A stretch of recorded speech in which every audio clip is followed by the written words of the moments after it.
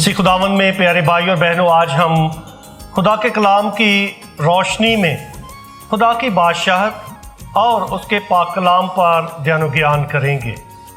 आज की जो पाक अंजील है ये मुकद्दस मरकस की अंजील उसके चौथे बाब में से ली गई है और इस बाब में 5 तमसीलें बयान की गई हैं।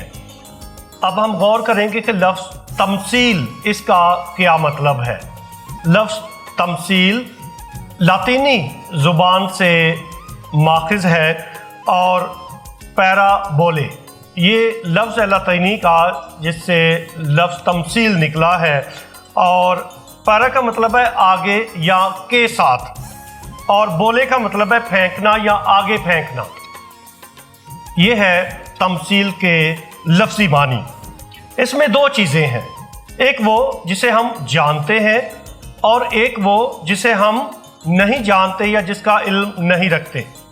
इस तमसील में जो कि बीज की तमसील है, खुदा की बादशाहत को बीज के साथ तशबीह दी गई है और इस तमसील में हम बीज को जानते हैं और ये बीज किसकी तरफ इशारा करता है उसको हम नहीं जानते।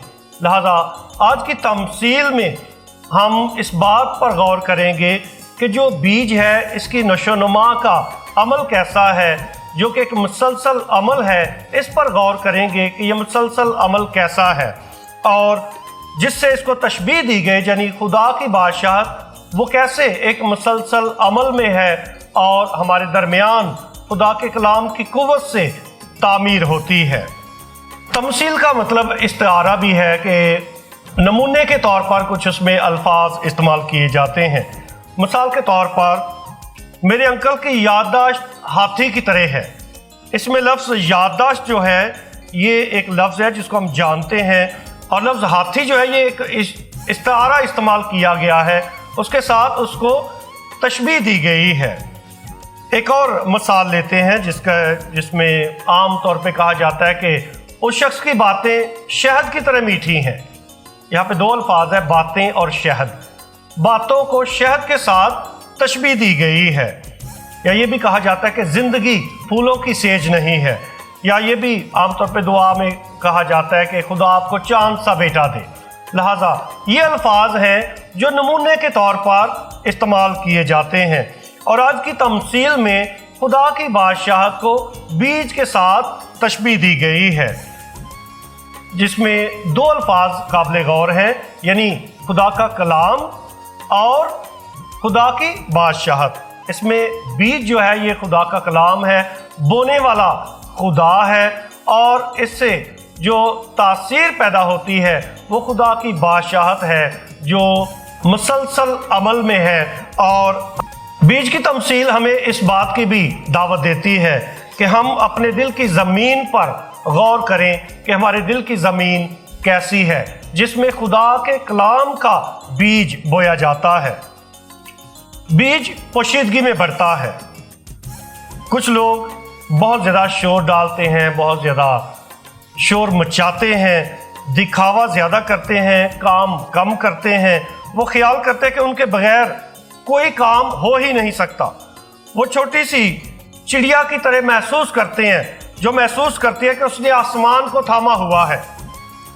वो भूल जाते हैं कि बीज बोने वाला खुदा खुद है और बीज खुद ब खुद बढ़ता है और ये खुदा का निज़ाम है। खुदा का बीज खामोशी से बढ़ता है। इंसान की तब्दीली खुदा के हाथ में है और ये खुदा का काम है। माली की तरह खुदा काट छांट ज़रूर करता है। नशोनुमा एक मुसलसल अमल है और आज की पाक अंजील में अल्फाज इस्तेमाल किए गए हैं दिन और रात, और बोने वाला जो है चाहे वो जाग रहा है चाहे सो रहा है, नशोनुमा का ये अमल एक मुसलसल अमल है जो जारी रहता है। और बोने वाला 24 घंटे उसके पास बैठकर देखता नहीं रहता कि आज ये कितना बड़ा है, इस लम्हे कितना बड़ा है, बल्कि वो बीज बोकर चला जाता है और बीज खुद ब खुद बढ़ता है। नशोनुमा के अमल को कोई रोक नहीं सकता। नशोनुमा का अमल इनएविटेबल है, यानी ये लाजम है और होकर रहना है। اس کو دنیا کی کوئی طاقت روک نہیں سکتی۔ نشو نما کا عمل ایک اٹل عمل ہے۔ آپ نے کچھ درخت دیکھے ہوں گے جو درخت کی چھت پر یا دیوار میں بھی اگے ہوتے ہیں۔ اتنا نشو نما کا زوردار عمل ہے۔ آپ نے کبھی بورڈ کے درخت میں دیکھا ہوگا کہ اس درخت کے اندر کوئی اور درخت اگا ہوتا ہے۔ یہ نشو نما کے عمل کی مثالیں ہیں، اور اس مسلسل عمل کو جو نشو نما کا خوبصورت عمل ہے، بہت خوبصورت شعر ہے جو بیان کرتا ہے مسلسل جو نشو نما کا عمل ہے، اس عمل کی قوت کو، طاقت کو بیان کرتا ہے۔ بے ہمتے نے جیڑے بہ کے شکوا کرن مقدراں دا، بے ہمتے نے جیڑے بہ کے شکوا کرن مقدراں دا، اگن والے اگ پیندے نے پاڑ کے سینہ پتھراں دا۔ نشو نما کا یہ خوبصورت عمل ایک ایسا عمل ہے جو ہمیشہ جاری رہتا ہے، اور خدا کے فضل سے یہ بیج بڑھتا ہے اور نشو نما پاتا ہے۔ یسوع مسیح عام زبان استعمال کرتے ہیں، لوگوں کی زبان استعمال کرتے ہیں، سادہ الفاظ استعمال کرتے ہیں، اس لیے وہ ارد گرد کے قدرتی ماحول سے، عام زندگی سے مثالیں لیتے ہیں۔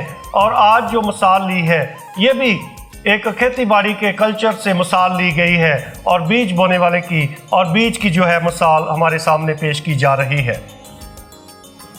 کھیتوں میں جو کام ہے، محنت ہے، اس کے 3 مراحل ہیں۔ پہلا بیج بونا، جس کے ساتھ زمین کی تیاری کا عمل بھی شامل ہے۔ دوسرا بیج کی نشو نما، اور تیسرا فصل کاٹنے کا وقت۔ یہ 3 مراحل ہیں جس کو آج کی پاک انجیل میں بیان کیا گیا ہے۔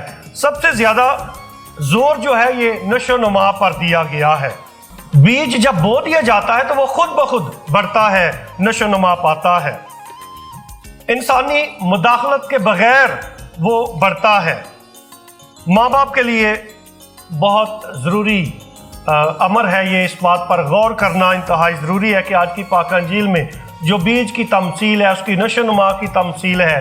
ضرور ہے کہ ماں باپ جن کے کندھوں پر اپنے بچوں کی نشو نما کی بہت حساس اور بہت بڑی ذمہ داری ہوتی ہے، ضرور ہے کہ وہ نشو نما کے اس عمل کو سمجھیں اور اس پر ایمان لائیں۔ میاں محمد بخش کا ایک خوبصورت شعر ہے جو کہتا ہے، مالی دا کم پانی دینا پر پر مشکاں پاوے، مالی دا کم پانی دینا پر پر مشکاں پاوے، مالک دا کم پھل پھل لانا لاوے یا نہ لاوے۔ اس لیے مالی بنو، خدا نہ بنو۔ مالی شکوہ نہیں کرتا، گلے شکوے نہیں کرتا، اور یہ قانون قدرت ہے کہ درخت لگاتا کوئی اور ہے، اس کے سائے میں کوئی اور بیٹھتا ہے، پھل کوئی اور کھاتا ہے۔ یہ قدرت کا قانون ہے جس کا ہم کبھی بھی جس سے منکر نہیں ہو سکتے، انکار نہیں کر سکتے۔ لہذا آج کی جو تمثیل ہے اس میں 2 انتہائی اہم نقطے ہیں کہ بیج کی یہ تمثیل ہمیں 2 باتیں سکھاتی ہے۔ پہلا صبر اور دوسرا امید۔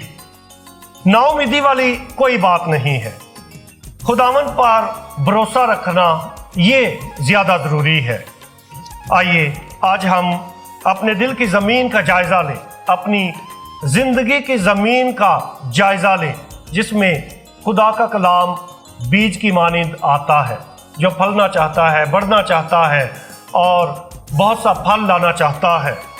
آئیے ہم اپنے دل کی زمین کا جائزہ لیں۔ کیا یہ راہ کے کنارے کی مانند ہے؟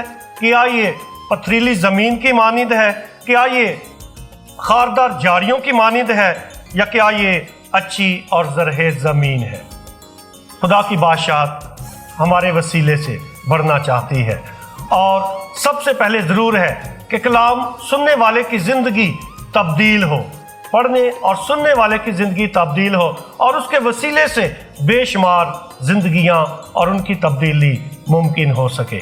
خدا آج ہمیں یہ فضل عطا کرے تاکہ ہم اپنے دل کی زمین کو ہمیشہ زرخیز رکھیں، یعنی وہ کلام جو ہم کانوں سے سنتے ہیں اس کو دل سے قبول کر کے اپنی عملی زندگی کا حصہ بنائیں، تاکہ پاک انجیل کے پرچار کا یہ عمل، گواہی کا یہ عمل جاری و ساری رہے، اور خدا کی بادشاہت بیج کی مانند ہمارے درمیان بڑھتی رہے، تعمیر ہوتی رہے۔ خدا ہمیں ایسا کرنے کی توفیق دے، آمین۔